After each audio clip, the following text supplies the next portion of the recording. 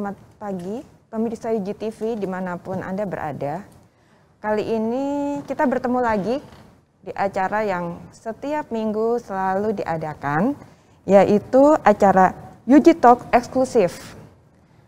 Pada hari ini sudah masuk ke seri yang ke-24, berarti sudah 24 kali kami tayang. Khusus buat membahas tentang IKN. Kenapa IKN?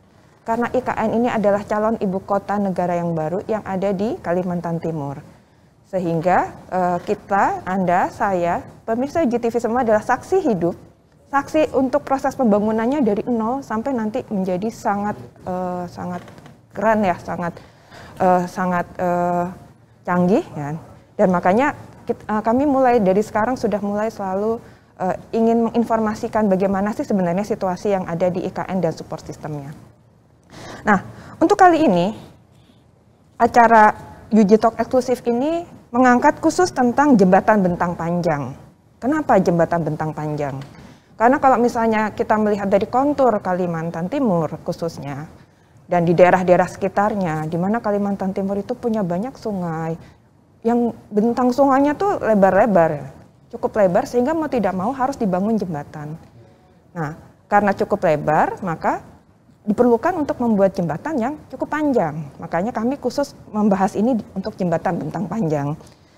Nah, dan kali ini kami kedatangan dua orang narasumber yang sangat expert di bidangnya.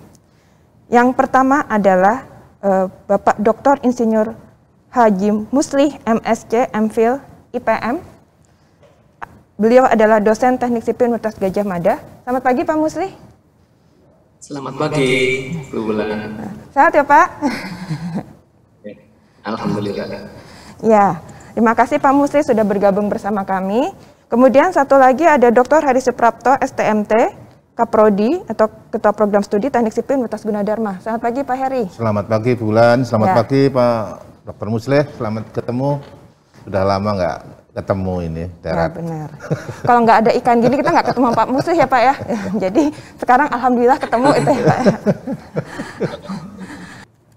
Oke baik, Pak Heri dan Pak Muslih, untuk mengawali pagi ini, gitu ya, terutama tentang kita membahas tentang IKN. Kalau IKN itu kan ada di Kalimantan Timur, artinya kita harus membahas juga kota-kota di sekitar IKN ini sebagai support sistemnya.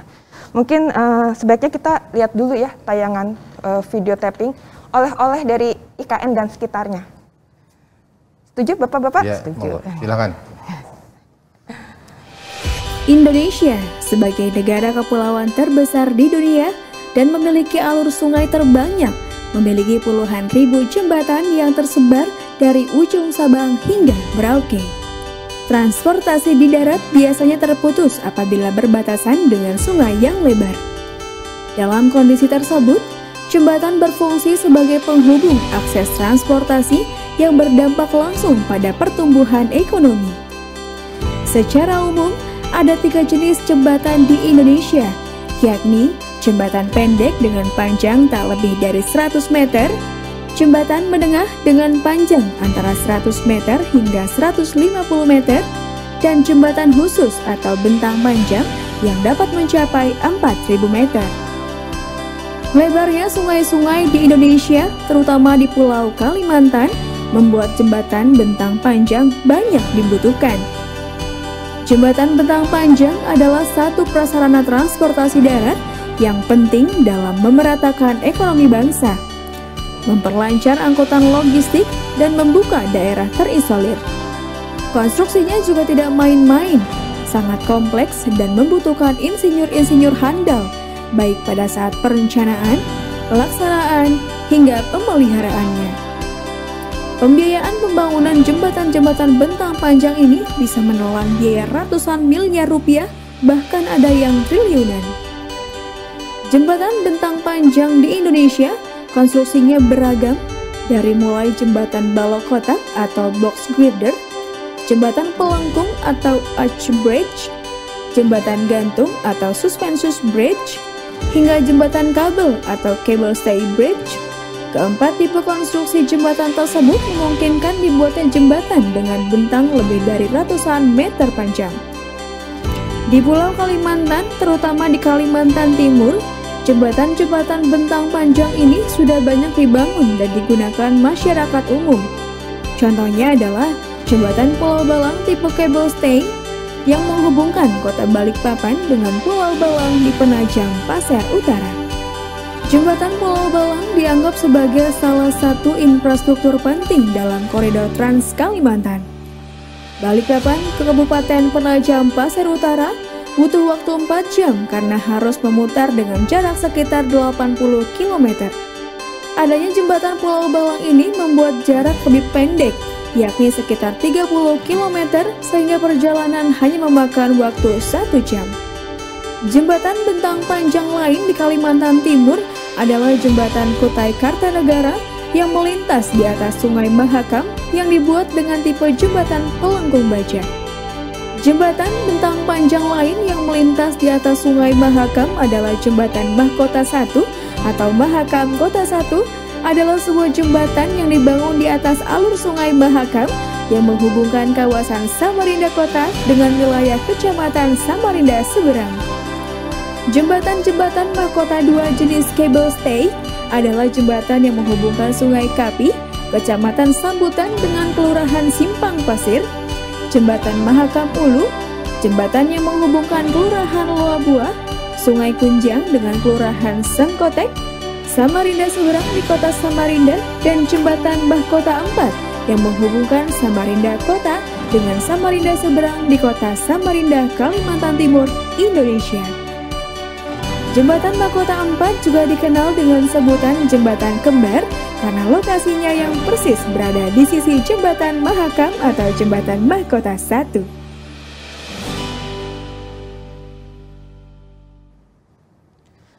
Baik, pemirsa IGTV, begitu yang kita lihat adalah tayangan mengenai jembatan-jembatan yang ada di Kalimantan Timur. Tadi sambil saya melihat tayangan itu saya juga sambil mikir juga sih, kan. Padahal sebelumnya juga sudah sebenarnya pengetahuan itu sudah ada. Ternyata di Kalimantan itu jenis jembatan bentang panjangnya itu macam-macam, ya. Dan kayaknya kalau misalnya ngelihat dari kontur, memang mau tidak mau menggunakan jembatan bentang panjang. Nah, mungkin saya mau bertanya dulu sama Pak Muslih nih, yang ahli struktur.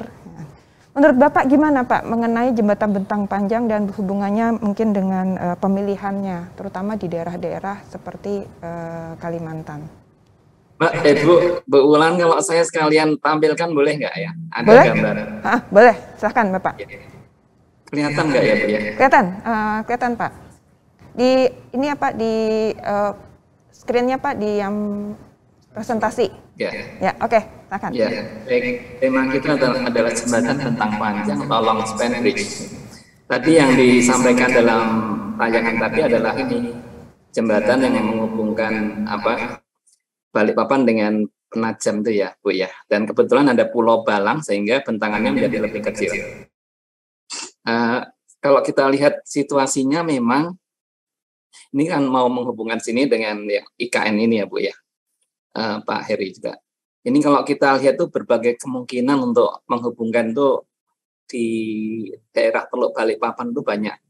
Cuma bentangannya kan panjang-panjang ini ya.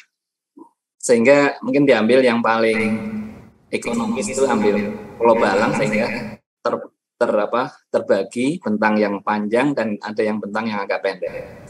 Nah, kalau yang bentang panjang memang butuh struktur yang spesifik ya. Mungkin saya ini kalau detailnya itu yang menghubungkan ini kan teluk ya, atau teluk ya. Ada daratan sini dengan daratan sini, kebetulan ada pulaunya. Kita lihat beberapa sebentar.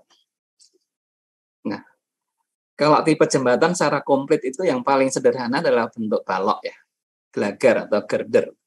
Ini untuk bentang-bentang pendek, dan biasanya kalau panjang ada pilarnya. Ya, kita butuh beberapa pilar untuk membuat bentangan-bentangannya pendek. Kalau dituntut lebih panjang lagi, kita bisa menggunakan bentuk rangka batang atau truss. Ini bentuk yang bagian yang tertarik dan tertekan ditunjukkan dengan atas tertekan, bawah tertarik. Ini juga begitu. Kemudian ini tadi ada yang Pulau Balang yang kecil bentuknya pelengkung ya. Ini bisa menghasilkan semua. Untuk beton bertulang sangat efektif. Kemudian juga ada bentuk cantilever, ini mungkin agak spesifik, ini cuma ada di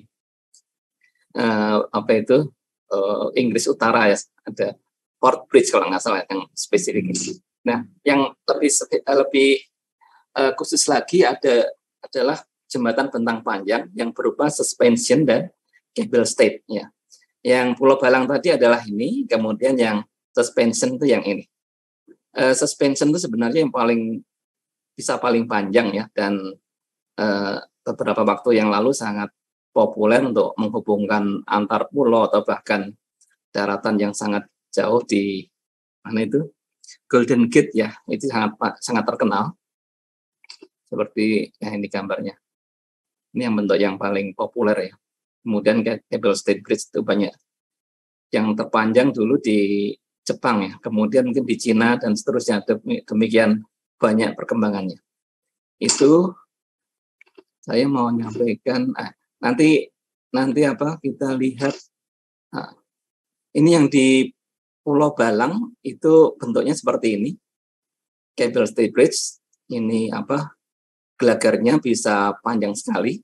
Yang tidak mungkin kalau dipilih bentuk-bentuk yang tadi, apakah gelagar balok biasa atau keras ataupun yang lain, karena bentangannya di sini adalah 400 meter ya. Dan tadi dibilang bisa 1000 atau lebih bentangan utamanya ini untuk bentuk cable stayed bridge ya. Sementara itu Bu, yang Bu Wulan ada yang mungkin kalau tadi ngelihat ya di tayangan videonya itu Pulau Balang itu ada di tengah ya. Ada di tengah, terus kemudian ada 2 jembatan. Nah, mungkin nggak Pak? Itu kan kebetulan karena jembatan ini ada menghubungkan antar pulau ya. Mungkin nggak kalau misalnya digeser dikit gitu loh, digeser tidak melewati pulau. Misalnya dibikin jembatan yang baru gitu loh Pak. Sebetulnya Bu Wulan mungkin ya. Sebetulnya kalau awalnya itu memang ada beberapa seperti disampaikan Pak Muslih tadi ya, memang ada beberapa alternatif ya Pak ya. Mungkin sebetulnya gini, alternatif yang lebih di depan gitu ya, itu bisa menghubungkan langsung antara Balikpapannya dengan Penajamnya gitu ya. Nah itu lebih, dan itu jalannya sudah terhubung gitu ya, artinya jalan-jalan besarnya sudah terhubung. Cuma memang seperti disampaikan beliau tadi, bentangnya menjadi lebih panjang sekali. Gitu. Nah makanya kalau ini dipilih alternatif yang lewat Pulau Balang ini. Nah Pulau Balang pun ini kan masih ada 2 jembatan juga gitu. Artinya ada jembatan pendekat itu dari Balikpapan dari Penajam menuju ke Pulau Balang, itu mungkin panjangnya hanya sekitar 176 meter. Kemudian nanti dari Pulau Balangnya ke Penajam ke Balikpapan. Ke Balikpapan. Balikpapan. Nah itu yang panjangnya mungkin sekitar 800-an 4 ya Pak ya, 804 meter. Nah itu yang kabel stay itu sebetulnya. Memang di sini kalau kita lihat mungkin juga perlu disinggung masalah ketinggian ini ya, ketinggian jembatannya ya Pak ya. Karena bagaimanapun itu adalah teluk Balikpapan ini sangat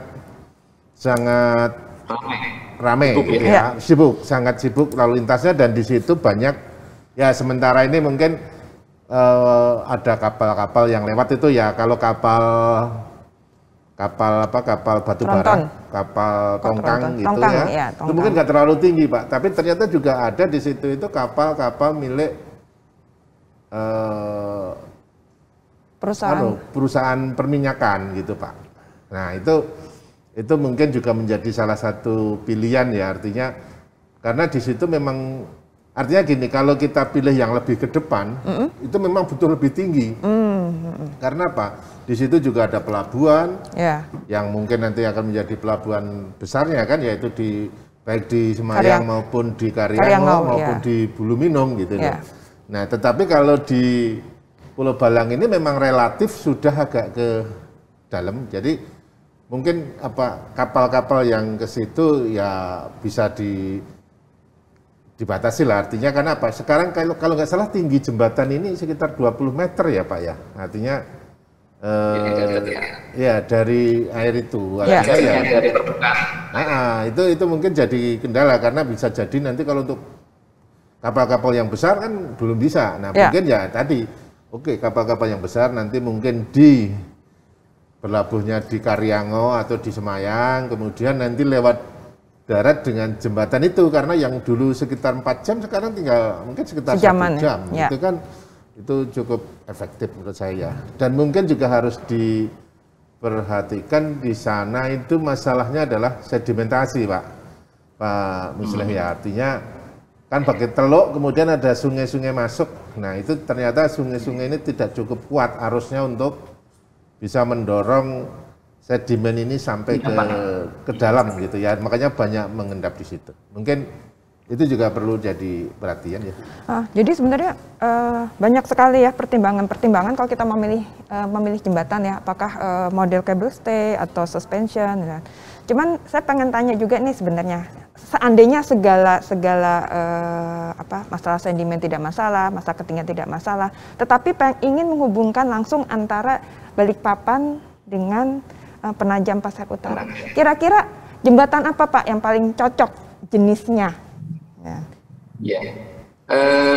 Dua jembatan bentang panjang yang populer dan itu paling banyak digunakan itu yang tadi jembatan gantung suspension bridge. Satunya adalah yang cable stay bridge. Kemudian itu sampai dibilang tadi ribuan meter ya bisa ya. 1000 itu sangat layak untuk cable stay. Kemudian lebih panjang pun 2000 pun bisa. Jadi untuk menghubungkan dua daratan yang paling jauh pun mungkin masih bisa. Tapi kenapa tadi dipilih yang Pulau Balang itu malah sebagai satu keuntungan ya. Ada dua daratan, kemudian di tengah-tengahnya ada daratan pulau, itu kan bisa menjadi pencoan itu nih. Tidak langsung tapi bisa ke situ. Itu juga dialami di Selat Sunda saya kira ya. Kalau jadi apa? Pulau Sumatera. Ya, halo? Ya Pak, betul. Pulau Sumatera dengan Jawa itu kan ada pulau apa ya? Krakatau ya. Ya, ada pulau kecil, betul. Ada satu pulau kecil, Pak. Justru keberuntungan itu bisa untuk dudukan fondasinya tidak sekaligus jauh, tapi bisa duduk di situ dulu baru tambah lagi. Nah, untuk ke depan saya kira itu daerah Muara ya, kan itu kan Teluk tadi ya. Mungkin akan makin ramai. Ada pelabuhan, ada banyak kesibukan. Itu pilihan untuk jembatan cable stay saya kira yang paling cocok ya. Nanti saya beri komentar untuk perbandingannya dengan yang suspension bridge ya nanti ya. Sementara gitu Bu. Baik, berarti memang pemilihan jembatan itu faktornya juga cukup banyak gitu kan. Kalau misalnya dari sisi struktur kita ngeliat bentang, tapi kalau dari sisi dari sisi air ya Pak, itu masalahnya ada di sedimentasi ini gitu kan. Ya, sama mungkin pasang surut ya di sana ya teluk, tapi pasang surutnya kalau nggak salah ya itu kalau yang sudah pernah dapat data itu beda antara pasang dan surut itu bisa mencapai hampir 3 meter ya.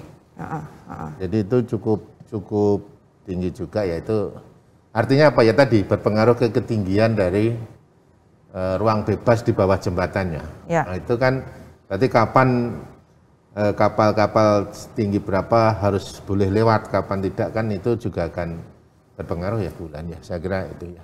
Ya, apalagi melihat bahwa sungainya banyak sekali ya Pak ya di situ yang bermuara ke Teluk Balikpapan itu cukup banyak ya. Dan di dalam di teluk yang bagian dalam itu memang juga banyak pelabuhan-pelabuhan milik dari perusahaan swasta ya. Perusahaan pertambangan maupun kayu gitu ya. Artinya memang ya tapi saya pikir itu sudah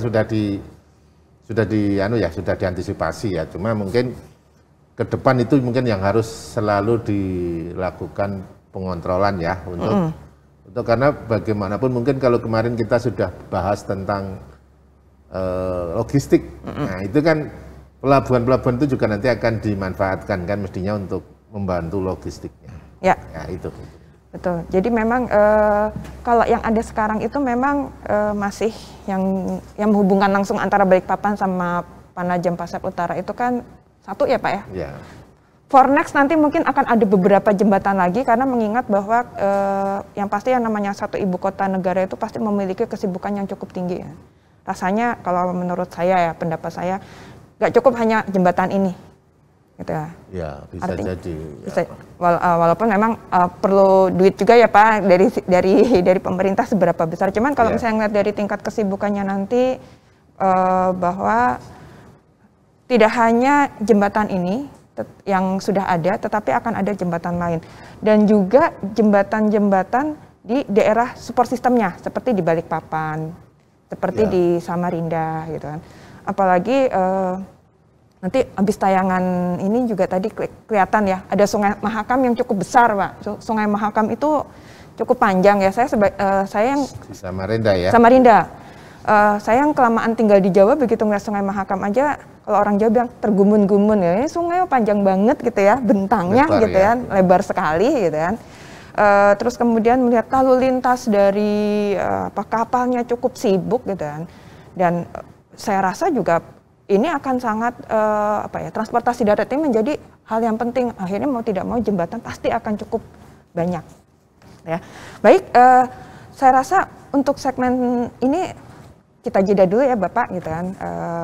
Karena akan di segmen 2 akan lebih menarik lagi karena nanti Pak Musri akan mendetailkan ya Pak tentang jembatan ini, gitu kan. Dan kemudian nanti Pak Heri akan menambahkan dari sisi airnya ya Pak ya. Oke, baik pemirsa UGTV, jangan kemana-mana, kita akan kembali lagi di segmen selanjutnya.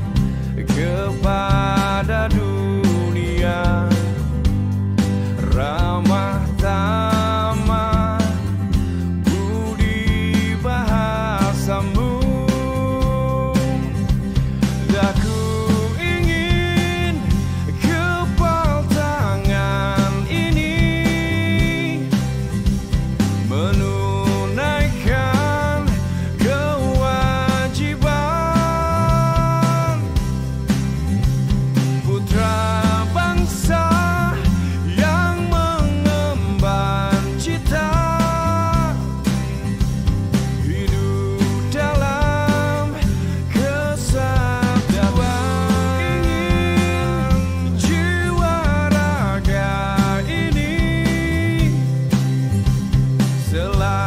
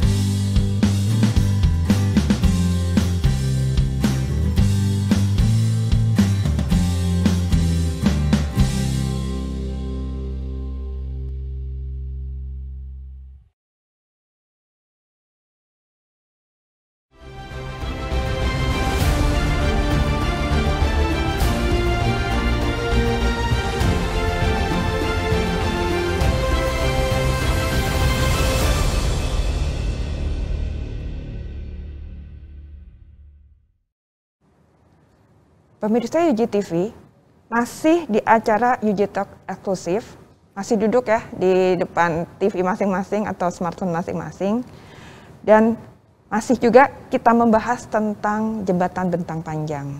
Masih membahas tentang tema jembatan bentang panjang. Kenapa jembatan bentang panjang? Karena jembatan bentang panjang ini merupakan salah satu sarana transportasi darat yang sangat penting supaya transportasi lancar, baik transportasi barang maupun transportasi untuk penumpang. Dan mengingat bahwa kontur dari Pulau Kalimantan itu sangat beragam, maka jembatan bentang panjang ini akan menjadi salah satu alternatif. Dan masih bersama kita di sini ada Pak Musri dari UGM dan ada Pak Heri dari Gunadarma. Yep. Masih stay tune ya Pak ya? Masih semangat. Baik, saya mau ke Pak Musri dulu nih. Tadi Pak Musri kan sudah memperlihatkan tentang ini ya, struktur dari jembatannya gitu kan. Jadi ada nanti ada perbedaan antara suspension bridge dan cable stay. Nah mungkin Bapak bisa menceritakan lebih detail lagi mengenai bagian-bagian dari jembatan-jembatan ini. Ya, saya share ya Bu. Ya, monggo Pak. Ya, jadi untuk jembatan bentang panjang itu terutama ada dua tipe, yaitu suspension bridge dan cable stay bridge. Kalau suspension itu sesuai dengan artinya dia gantung. Jadi kalau bentangan yang panjang sekali ini yang tidak bisa kan dengan gelagar saja, maka atau teras, maka dengan adanya bentuk seperti ini, maka gelagar yang panjang itu bisa digantung ke atas. Cuma di sini kita butuh namanya main cable utama yang sangat kuat, sangat besar agar bisa mendukung beban yang sangat panjang ini. Seperti yang terkenal di Amerika, Golden Gate ya, di San Francisco itu panjang sekali, itu sampai yang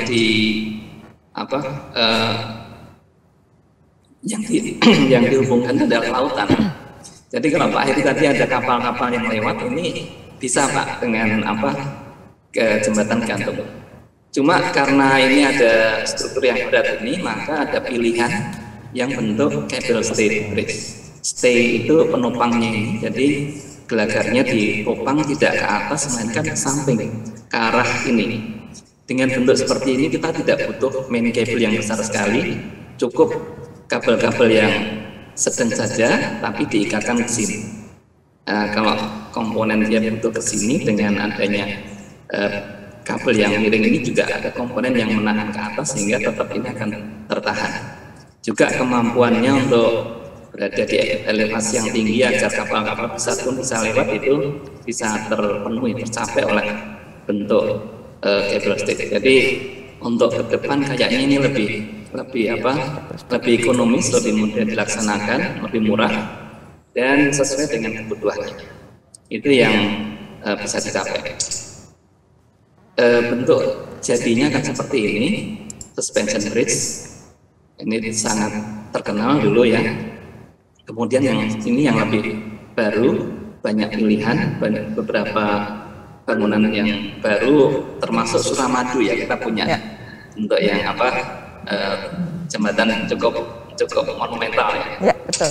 Nah, secara lebih rinci lagi, untuk yang suspension itu butuh main cable yang besar sekali. Seperti dilihat di sini, ada kabel yang melengkung ini, diameternya ini, terus digantungi suspensionnya, digantungi dengan beberapa penggantung hanger untuk mengangkat ini, bukan menahan ini, yang panjang sampai berapa kilo ya, 1 kilo lebih, 1,5 kilo barangkali. Kita bisa bayangkan dari sini ke sini panjang sekali, bisa ditahan oleh ini. Kabel besar ini itu ditunjukkan sepotong sebagai ilustrasi. Diameternya itu hampir 1 meter, jadi cukup besar. Dan isinya itu adalah kabel-kabel kecil yang dianyam, dirangkai jadi satu kabel besar diselubungi ini. Tendon ya. Yang katanya ini kabel-kabel ini kalau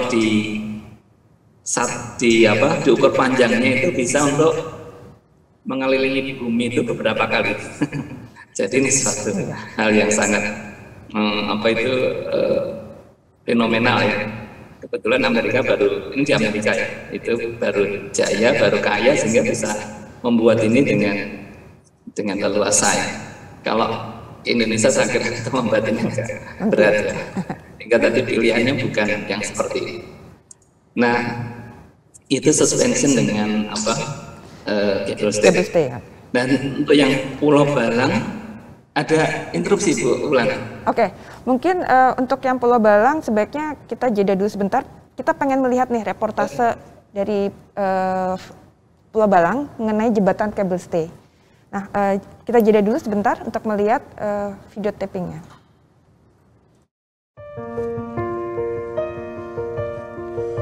Pemirsa, saat ini UGTV bersama tim Universitas Gunadarma sedang berada di Pulau Balang, Teluk Balikpapan.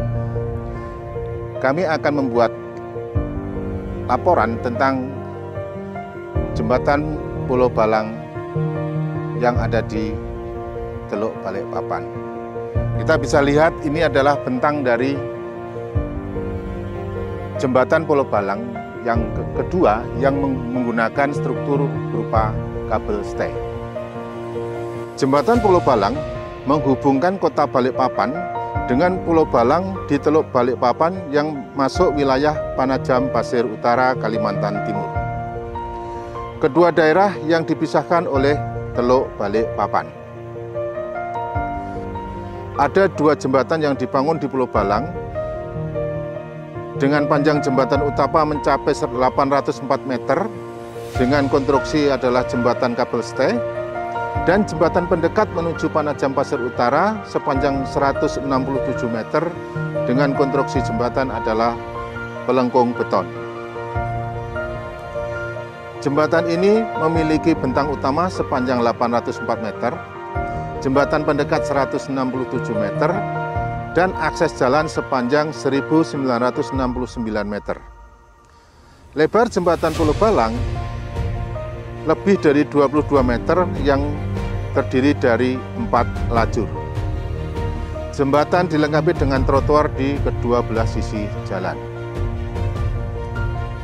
Jembatan Pulau Balang merupakan jembatan dengan model kabel stay dengan dek beton yang termasuk terpanjang di Indonesia.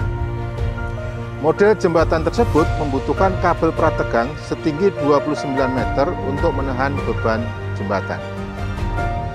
Jembatan ditopang oleh dua tiang jembatan setinggi 116 meter untuk menahan kabel-kabel tersebut dan 144 borpel atau tiang pancang sebagai penopang jembatan. Dengan jembatan ini, jarak tempuh dari Balikpapan ke Panajam pun menjadi lebih singkat. Jembatan Balang pun akhirnya akan mempercepat arus barang dan jasa, serta mobilitas penduduk antar wilayah. Muara akhirnya adalah akan menggerakkan roda perekonomian sehingga jembatan Pulau Balang memberikan kontribusi dalam pencapaian satu dari 3 tujuan pembangunan Ibu Kota Negara Nusantara, yaitu penggerak ekonomi Indonesia di masa depan. Demikian pemirsa, kami melaporkan dari Jembatan Pulau Balang, Teluk Balikpapan. Nah, begitulah pemirsa UGTV, tayangan langsung dari Jembatan Pulau Balang yang kabel stay. Nah, jadi bisa dilihat seperti apa sih struktur realnya yang ada di jembatan kabel stay ini. Dan bisa dilihat sangat megah ya strukturnya ya. Karena saya sebagai orang teknik sipil, walaupun tidak struktur-struktur amat itu masih tetap kalau ngelihat struktur-struktur besar itu kayaknya wow gitu loh Pak. Jadi apalagi ini sudah terbangun dan rasanya sangat bahagia bahwa jembatan-jembatan ini sudah ada di Indonesia khususnya di Kalimantan. Nah, saya ke Pak Musih dulu deh, gitu kan. Nah, kalau dari Pak Musih sendiri, bagaimana menurut Bapak tentang jembatan kabel stay Pulau Balang ini? Itu pilihan yang tepat ya. Tadi dari sekian tipe jembatan untuk jembatan bentang panjang ada suspension juga, tapi suspension kan lebih mahal, lebih sulit untuk dikerjakan dan mungkin kurang tepat ya untuk kita di sini. Sehingga itu pilihan yang paling layak. Kemudian untuk pertama kali yang dikerjakan adalah yang dekat di bagian utara ya, yang mungkin bentangannya bisa pendek karena adanya Pulau Balang. Itu suatu keberuntungan kita bisa memperpendek bentangannya dulu, sehingga bisa dipilih yang cable stayed untuk yang bentang panjang, kemudian yang bentang lebih pendek bisa dipilih bentuk pelengkung, ya. Itu lebih layak ya, sehingga itu bisa untuk menggerakkan ekonomi saat ini. Kemudian ke depan berbagai kemungkinan itu masih terbuka untuk membangun jembatan-jembatan yang mungkin lebih panjang di sebelah muaranya itu, lebih tepat nanti cable stayed yang lebih panjang untuk memenuhi kebutuhan yang ke depan. Saya kira itu pilihannya juga paling visible untuk dilakukan. Gitu, Bu. Kalau menurut Pak Heri nih yang datang langsung ke sana, gitu kan, gimana Pak pada saat melihat jembatan Pulau Balang ini yang cable stay? Ya, memang kalau menurut saya ya memang itu yang paling layak ya, artinya keuntungan dari geografis berupa pulau di tengah, biarpun sebetulnya pulaunya banyak ya, tapi mungkin Pulau Balang ini yang paling besar lah di antara itu gitu ya, artinya nanti juga bisa dimanfaatkan gitu ya, karena kalau di dalamnya itu sendiri juga sudah ada kantor-kantor gitu ya, sebetulnya udah bagus, jadi bisa dimanfaatkan, dan ya tadi secara arusnya juga nggak terlalu deras ya, artinya arusnya relatif tenang lah di sana itu mungkin itu. Nah, cuma mungkin saya ini Bu, mungkin Pak Musli nanti bisa menjelaskan gitu ya, artinya kita masih ingat ya waktu itu di Kute ya Pak ya, Kute Kartanegara, di mana ya pas pemeliharaan runtuh. Kemudian juga dulu di Bali Pak ya, kalau nggak salah Bali itu yang menggunakan kabel stay juga, saya nggak tahu suspension atau kabel itu yang di tengah pulau ya, yang pas itu yang memakan korban cukup besar. Nah, kalau nggak salah di jembatan Pulau Balang ini itu menerapkan struktural health management system ya Pak ya, artinya keamanan struktur itu terkontrol terus. Nah itu mungkin kira-kira Pak, artinya kalau dengan jembatan panjang seperti itu mungkin kalau arusnya enggak, tapi kan angin cukup besar ya Pak. Nah ini pengaruhnya nanti seperti apa gitu ya Pak ya? Ya, jadi pengaruh dari kondisi keamanan struktur sendiri gitu ya, dalam artian ya kemungkinan angin kan cukup besar ya. Mungkin dari Pak Musi bisa memberikan informasi Pak dari sisi ini. Ya, untuk komen yang terakhir dari Pak Heri tadi itu tentang monitoring penggunaan juga pemeliharaan dari jembatan itu. Sekarang kan hampir setiap jembatan yang penting, krusial dan bentuknya cukup monumental complicated ini, itu memang ada monitoringnya health untuk kesehatan dan kenyamanan serta keamanan terutama ya itu diterapkan. Saya kira yang di mana yang terkenal itu di Suramadu ya, ada tempat sendiri untuk memonitor berbagai hal, termasuk angin tadi, angin windnya. Kemudian juga stres atau tegangan di beberapa tempat yang krusial itu bisa dimonitor dari tempat stasiun itu. Sedemikian sehingga berbagai hal yang terjadi itu sudah dari awal diamati. Misalnya, ini kok anginnya keras, mungkin lalu lintas ditahan dulu atau dikurangi dulu, atau bebannya kok terlalu berlebih, itu bisa cegah dulu. Sedemikian sehingga kejadian yang tidak diharapkan itu bisa lebih awal diantisipasi. Untuk yang ini masalah monitoring ini, saya pernah mengunjungi Incheon Bridge. Jadi jembatan Incheon di Seoul ya, di Korea Selatan itu tempat stasiunnya untuk mengamati itu demikian besarnya, pakai monitor besar itu untuk berbagai posisi kondisi itu demikian terintegrasi.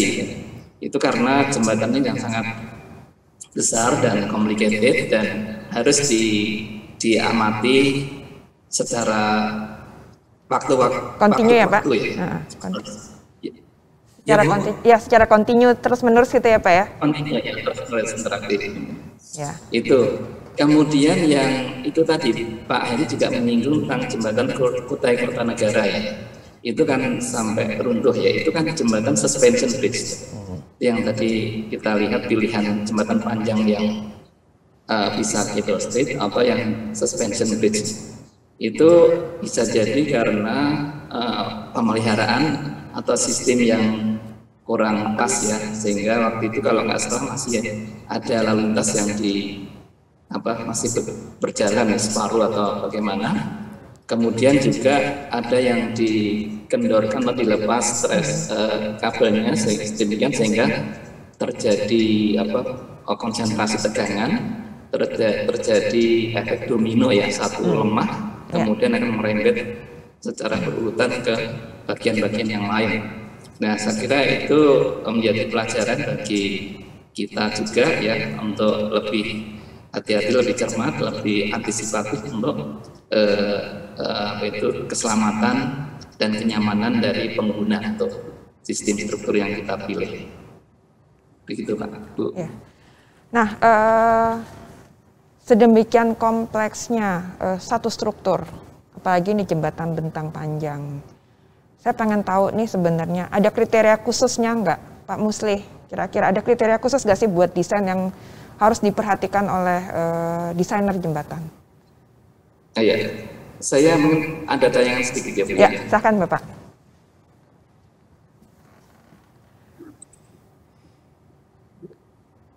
Nah, ini kalau ini yang tadi kita bicarakan jembatan Pulau Balang ya. Ini bentangan terbesarnya adalah 400 meter ya. Kemudian yang di backstay ini yang kabel di belakangnya itu separuhnya ya. Separuh dari ini. Ini kayaknya simetrik ya. 402, 101 masalah ini. Bentuknya simetrik. Kemudian tadi ada nih ya, permukaan air laut yang ada clearance tertentu ini, mestinya kalau akan dilewati oleh kapal-kapal dengan ketinggian tertentu harus disiapkan ya Pak Heri ya, agar jarak ini masih tersedia untuk lewatnya kapal-kapal. Kemudian seperti ini anunya dulu saya perlihatkan, pilarnya atau pylonnya itu bentuknya bisa bermacam-macam. Dan mungkin bisa kita kita ketahui bahwa cable stayed bridge itu adalah salah satu tipe jembatan yang bisa ditampilkan keindahannya atau estetikanya. Mungkin kalau jembatan-jembatan lain itu lebih bersifat fungsional ya, bisa dipakai untuk melintas. Tapi kalau cable stayed itu bisa menampilkan suatu estetika tertentu, arsitektur tertentu, sedemikian sehingga punya nilai sendiri ya, bisa menjadi landmark ya, beberapa kota atau wilayah itu bisa menampilkan jembatan tertentu yang estetis gitu ya. Misalnya malam hari ada tata lampu yang cukup menarik dan sebagainya. Ini jadi tidak sekedar fungsional tapi juga estetika. Nah, kemudian bentuk gelagarnya tadi ini adalah berupa beton kan. Ini ya, bentuk beton, beton bertulang ya. Kemudian ini ditopang oleh cable stayed tadi. Lebarnya cukup besar, tadi Pak Heri sudah sampai ke sana. Kemudian ada ini mungkin untuk utility ya, drainasi dan sebagainya. Ada ini pagarnya. Nah, tentunya untuk perencanaannya perlu beberapa standar yang harus dipenuhi ya. Seperti kita ketahui di teknik sipil itu kita membuat struktur harus bisa menahan beban. Bebannya macam-macam. Kemudian juga pembebanan. Kemudian ini khusus untuk kabel itu ada ketentuannya juga. Kemudian karena ada di gelagarnya dari bahan baja atau dari bahan beton itu harus memenuhi syarat-syarat yang relevan yang terkait ya. Kemudian untuk beban kembali kita lihat bahwa untuk beban itu beban permanen, beratnya sendiri dari struktur itu jelas harus ditahan ya. Ada gelagar, apakah box girder, ataukah ortotropik dan sebagainya. Kemudian beban mati tambahan ada aspalnya, kemudian ada instalasi untuk lighting, lampu-lampu, drainasi dan sebagainya. Kemudian jelas beban lalu lintas itu harus ditahan. Ada berapa lajur tadi di 4 ya, 2 arah tadi. Kemudian juga pengaruh angin, pengaruh gempa. Meskipun gempa di Kalimantan tidak terlalu kritikal seperti di wilayah Indonesia yang lain, tapi tetap harus diperhatikan. Angin yang lebih krusial. Kemudian untuk jembatan yang bentuknya bentang panjang tadi, kan ada gelagar yang boleh dibilang ringan tapi ditopang oleh kabel-kabel. Apakah tadi yang suspension itu dengan main cable, kalau yang cable stayed itu langsung di pylonnya. Itu ada kemungkinan karena angin itu masalah aerodinamik menjadi krusial ya. Kita pernah melihat video jembatan di Amerika yang runtuh mungkin oleh angin yang tidak terlalu keras ya, tapi karena efeknya yang teramplifikasi atau membesar itu jadi runtuh ya. Itu akan perlu analisis yang lebih advance,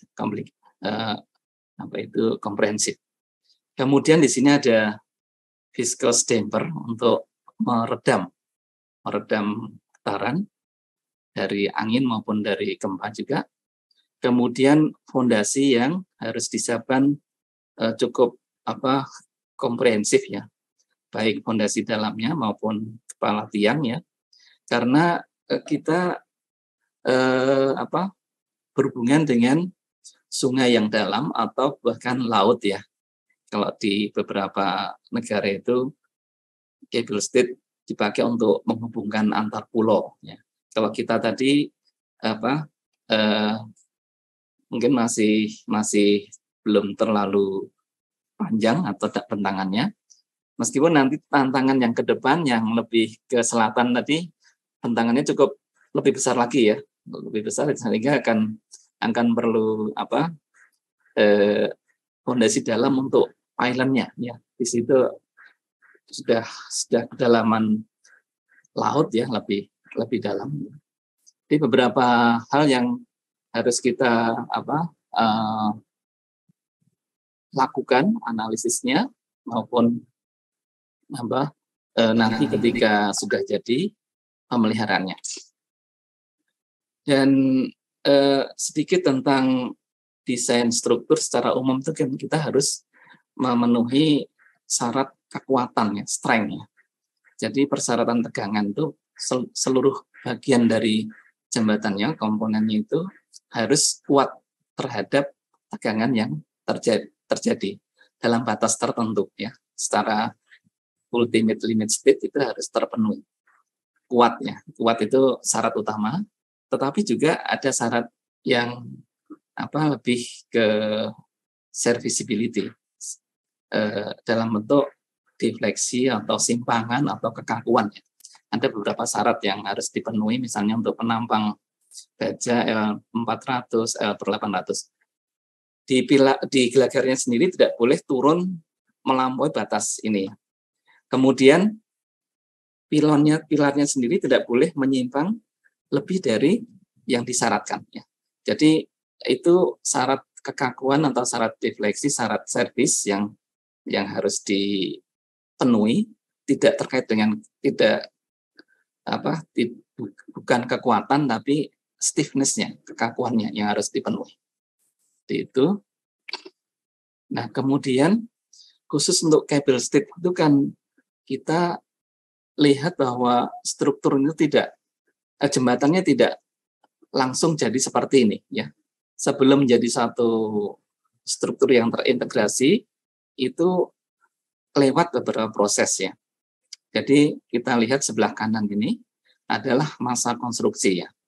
Kita buat ini apa? Pilonnya, mulai dari bawah fondasinya dipancangkan atau dibor, kemudian naik sedikit-sedikit membentuk pilar, pylon, tower ya. Kemudian di sini dibuat gelagarnya di sini.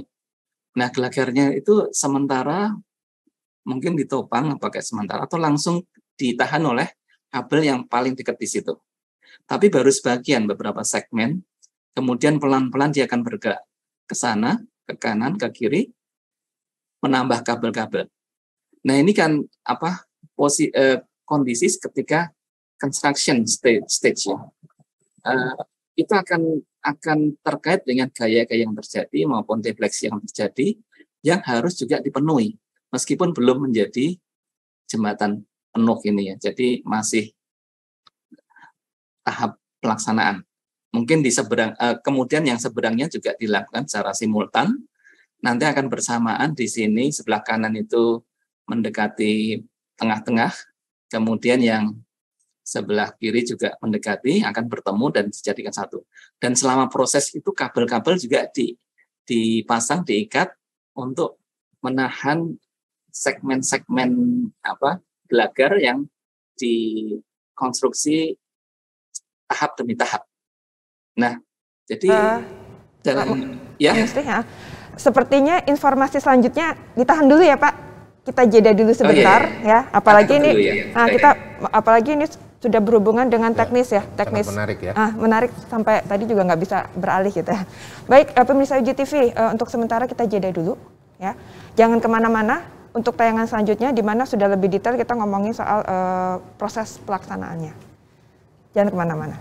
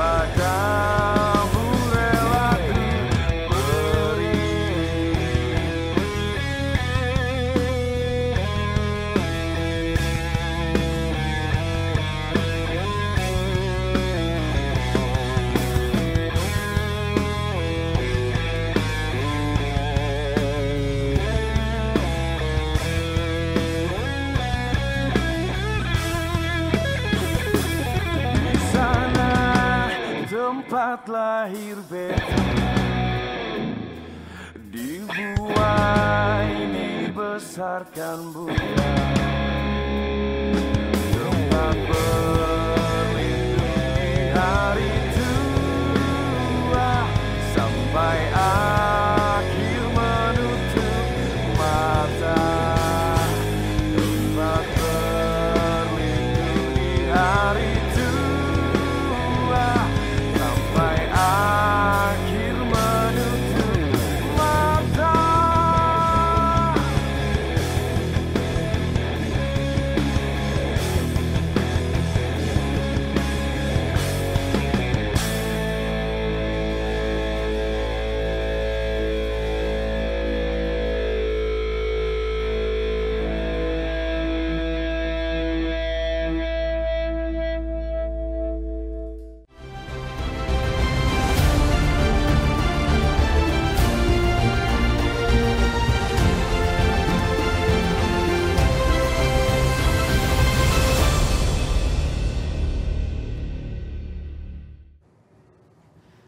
Halo pemirsa GTV, dimanapun berada, mudah-mudahan masih ada di depan layar masing-masing, masih mengikuti acara ini.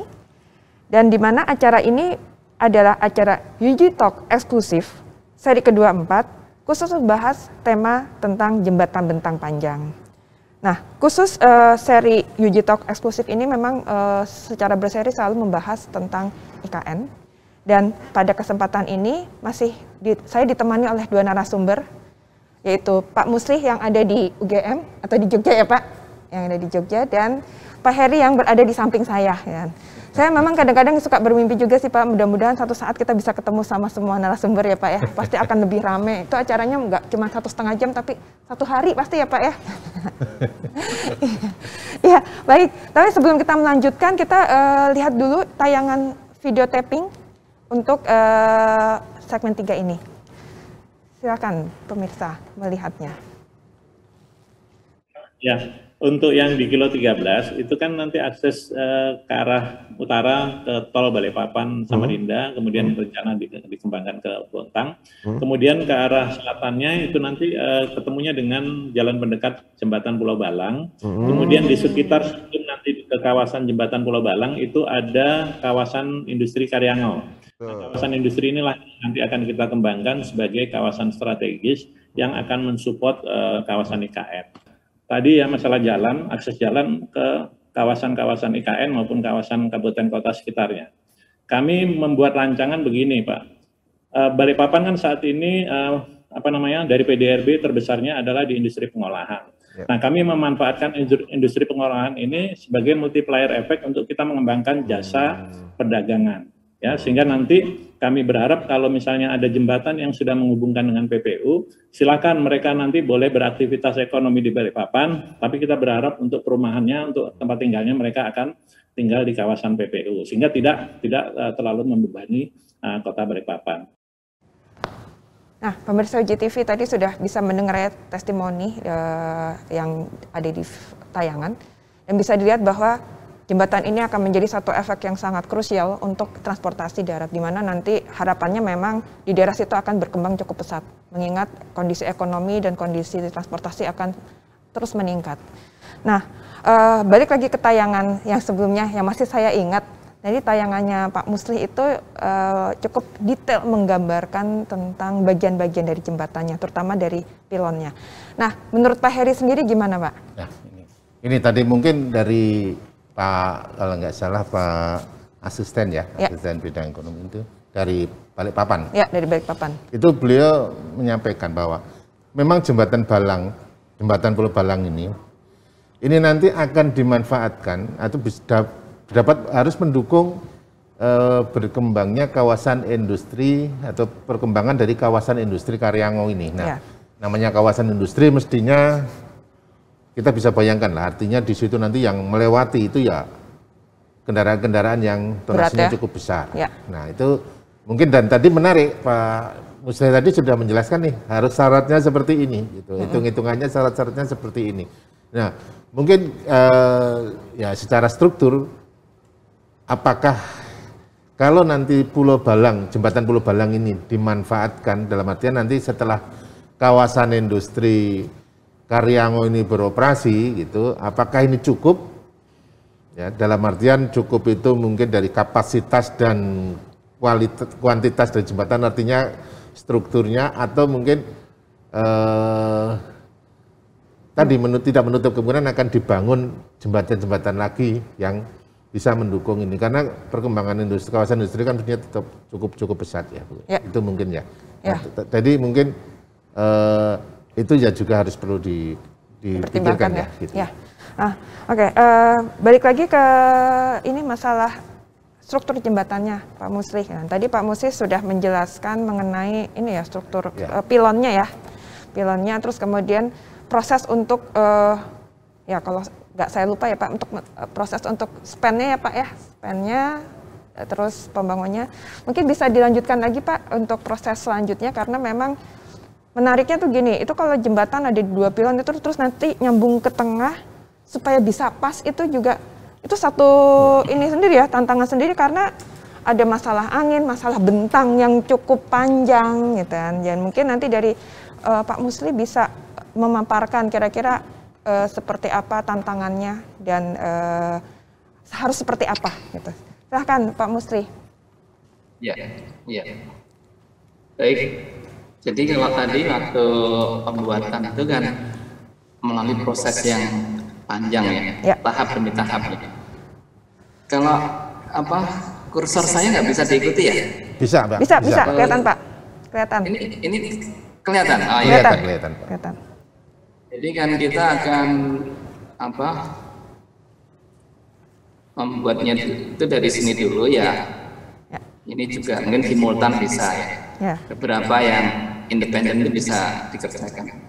Tapi terutama setelah ini naik sampai ke atas, kemudian ini gelagarnya kan pelan-pelan akan dibuat ya. Sini juga begitu. Dan ini langsung diikatkan di sini karena ini sudah siap. Kuat ya, ditunggu sampai tannya tidak mengeras. Pelan-pelan dia akan bertambah terus. Ini juga simultan mungkin. Kalau tenaganya atau alatnya ada bisa bersamaan. Nah kemudian ini akan bertambah terus sampai mungkin saat-saat yang kritis itu harus ketemu di sini. Ya, saya kira itu tenaga pengukurnya ya, geodetiknya itu harus bisa mengukurnya dengan akurat sedemikian sehingga nanti betul-betul tidak ada selisih ya, harus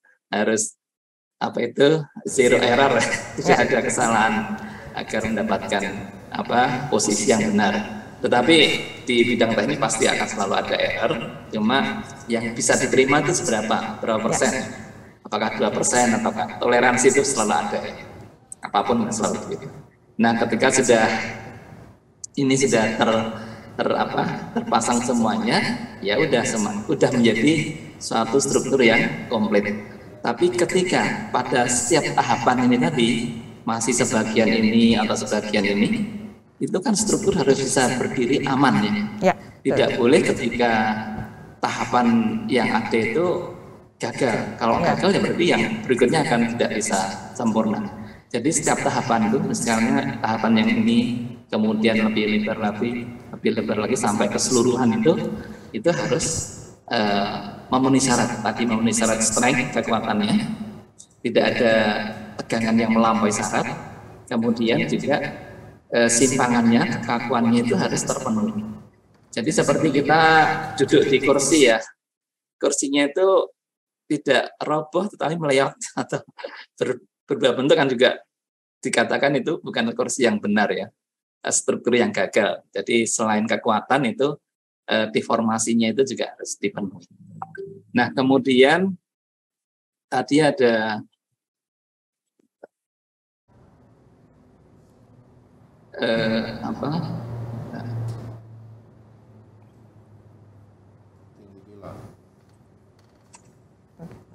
ini gelagarnya itu bisa bermacam-macam, apakah dari orthotropic steel ataukah dari box girder dari beton ataupun pilihan yang lain komposit itu.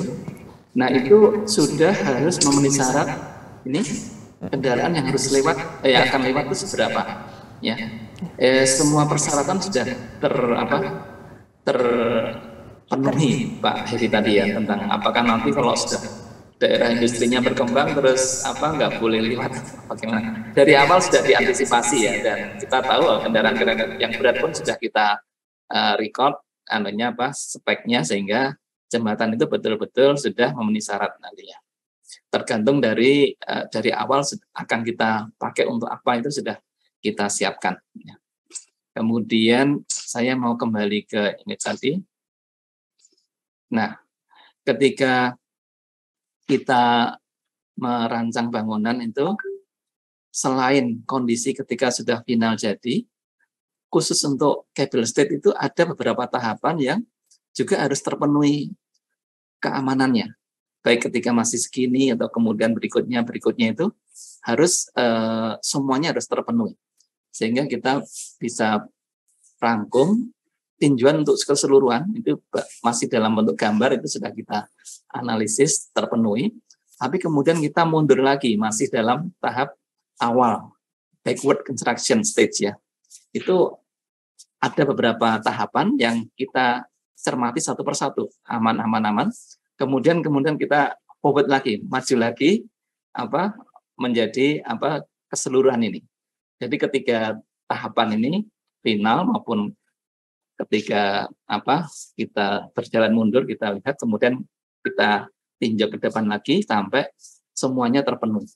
Nah, untuk pekerjaan itu tentunya tidak bisa dilakukan lagi dengan cara manual ya, atau dengan bantuan kalkulator yang sederhana. Kita harus siapkan dengan software yang sophisticated. Nah, salah satunya yang kebetulan dipakai juga di sini adalah Midas Civil ya, yang paling suitable ya, cocok untuk desain jembatan ini, jembatan cable stayed terutama ya.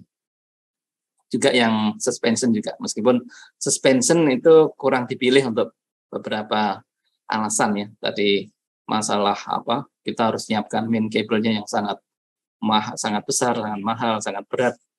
Kemudian juga itu dukungan industri bajanya juga mungkin kita tidak belum cocok ya.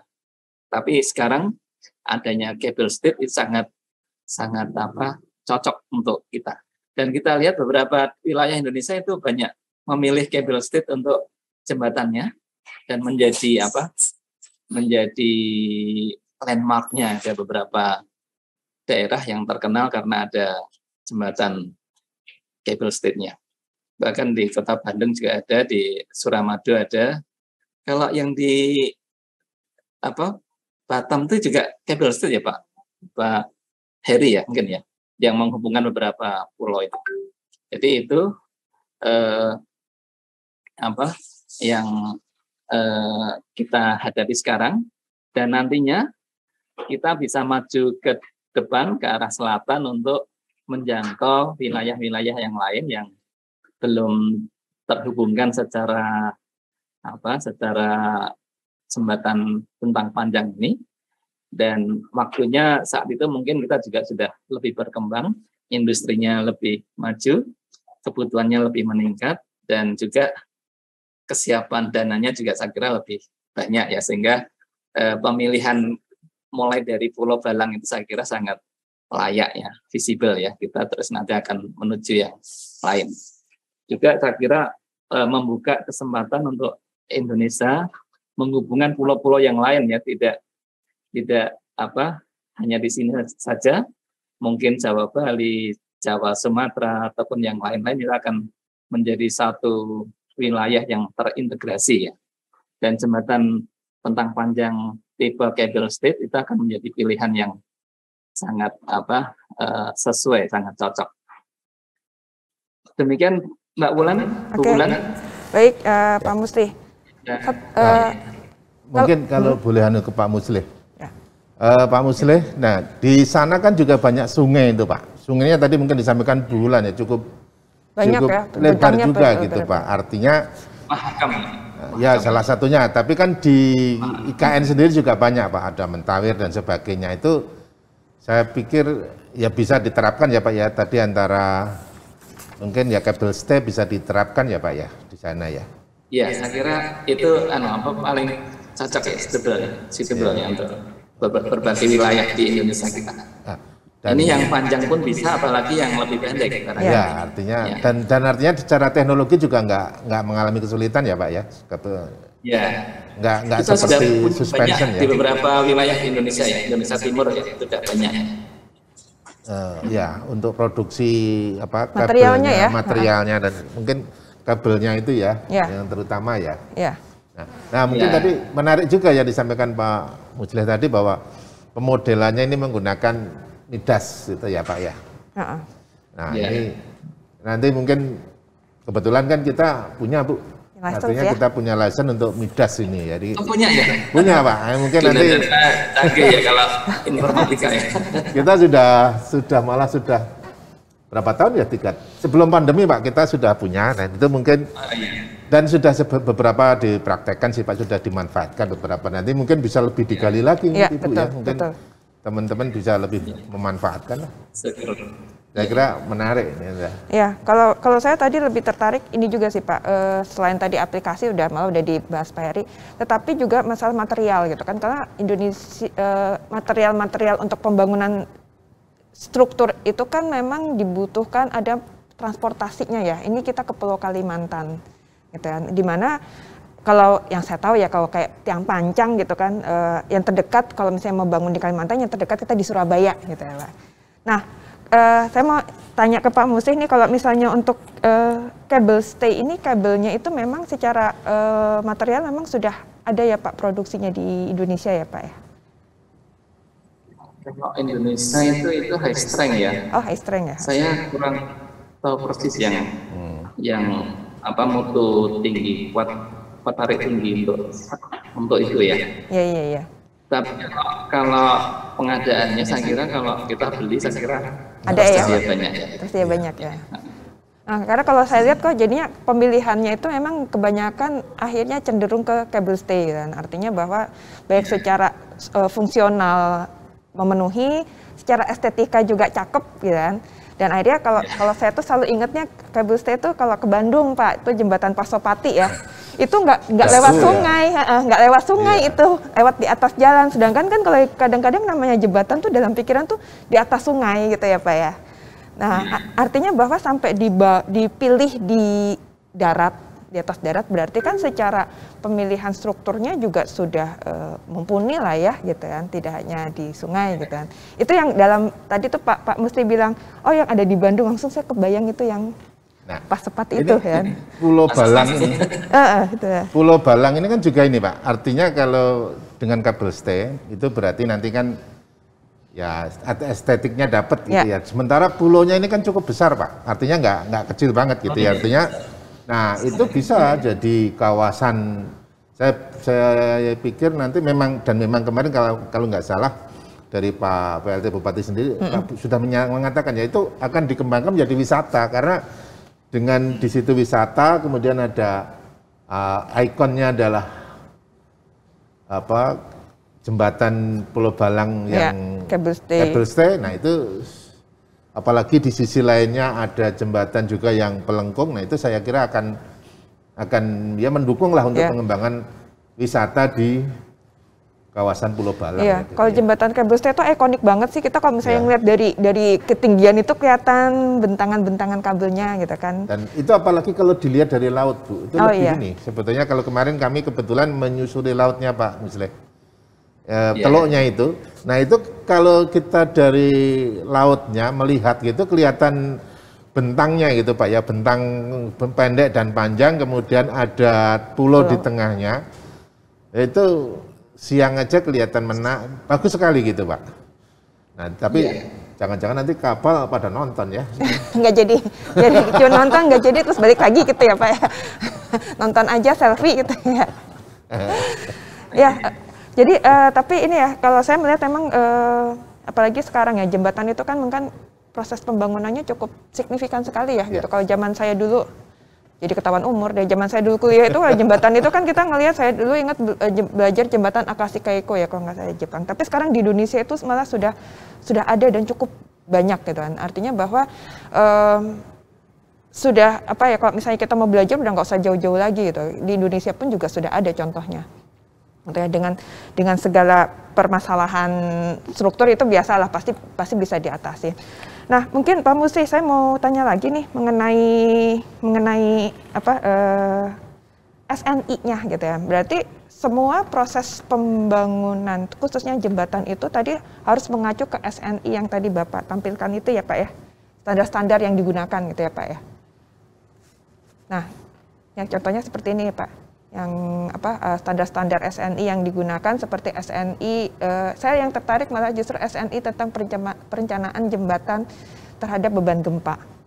Nah, kalau misalnya di Kalimantan itu sendiri kan memang sependek pengetahuan saya masalah gempa itu tidak terlalu besar ya. Seperti tadi Pak Musli juga sampaikan dibandingkan dengan pulau-pulau di Indonesia lain. Gitu ya. Jadi itu mungkin satu keuntungan sendiri kali ya Pak ya, kalau misalnya kondisinya seperti itu ya Pak Musli ya. Iya. Tapi untuk bangunan cable stay atau suspension bridge tadi itu masalah aerodinamik menjadi krusial. Oh iya betul. Itu menjadi apa? Dan ini mungkin di code atau di peraturannya tidak dibahas secara detail, komprehensif, sehingga kita bisa mengacu berbagai referensi yang lain. Jadi code adalah ketentuan yang paling minimal ya. Di samping itu kalau sudah ada yang lebih sophisticated, kita bisa mengacu beberapa peraturan yang lain atau studi-studi yang lain. Bahkan untuk bentuk jembatan ini cable stay itu kalau perlu dibutuhkan itu perlu dilakukan pengujian wind tunnel, terowong angin yang mungkin cuma dimiliki di Serpong ya Pak Iri yang mungkin ya, yang dimodelkan kecil dulu kemudian ditembus oleh angin keras itu bisa dipakai untuk pengujian apakah gedung-gedung, apakah jembatan ya, itu yang sudah lebih advance lagi ya, kebutuhan desainnya lebih tinggi lagi ya. Misalnya nanti kalau dipakai untuk bentangan yang di daerah selatan yang bentangannya lebih dari 1000 meter mungkin hitungan yang konvensional meskipun pakai software advance itu masih perlu dibantu dengan eksperimental atau pengujian lab pakai wind tunnel. Ya. Berarti salah satu contohnya mungkin jembatan yang belum terrealisasi dari dulu sampai sekarang ini ya, jembatan Selat Sunda. Dari tahun 96 saya kuliah, jadi ketahuan deh. 96 tuh udah mulai cerita tuh jembatan Selat Sunda. Memang jembatan Selat Sunda yang setahu saya memang itu malah lebih banyak sekali tantangannya ya Pak Musli ya untuk pembangunannya ya. Udah deket Gunung Berapi gitu kan. Terus Krakatau ya. Terus ada gitu dekat, kalau secara kegempaan itu di bawahnya tuh patahannya juga banyak gitu kan. Jadi daerah krusial sekali gitu kan. Nah, kalau misalnya ya alhamdulillah, kalau misalnya saya boleh bilang alhamdulillah kalau di Kalimantan insya Allah yang seperti itu tidak kita temukan ya. Kurang lebih gitu. Tapi tugas engineer itu kan harus mengatasi semua permasalahan apapun sulitnya. Betul, seperti misalnya menghubungkan Bandung Jakarta dengan kereta cepat gitu ya. Apakah tanahnya begini begitu, tapi itu tidak bisa dihindari, harus ada solusinya. Saya kira menjadi tantangan engineer untuk menyelesaikan. Itulah gunanya ada teknik sipil ya Pak. Jadi tidak ada istilah mundur atau betul. Harus selesai. Harus namanya selesai. alam kan sudah harus given seperti itu, berikan seperti itu, harus bisa diselesaikan. Baik. Sepertinya sedikit tentang itu tadi yang Selat Sunda tadi. Mungkin permasalahannya bukan sekedar teknis itu. Bisa jadi ada masalah sosial. Iya betul. Misalnya nanti perahu yang atau ferry yang menghubungkan menjadi dikemanain kalau ada jembatan yang langsung lancar darat ke darat. Baik, kita sudah berada di penghujung acara. Ya. Dari acara UG Talk ini, saya mengucapkan terima kasih kepada Pak Musli yang bersedia diganggu dan bersedia memberikan ilmunya kepada kita semua, dan kepada Pak Heri terima kasih sudah hadir di sini, dan pemirsa UG TV terima kasih sudah bersama kami mengikuti UG Talk ini. Semoga apa yang disampaikan hari ini bisa membuka insight baru, pengetahuan baru, terutama tentang perkembangan-perkembangan yang ada di IKN. Terima kasih pemirsa, sampai jumpa lagi di serial selanjutnya.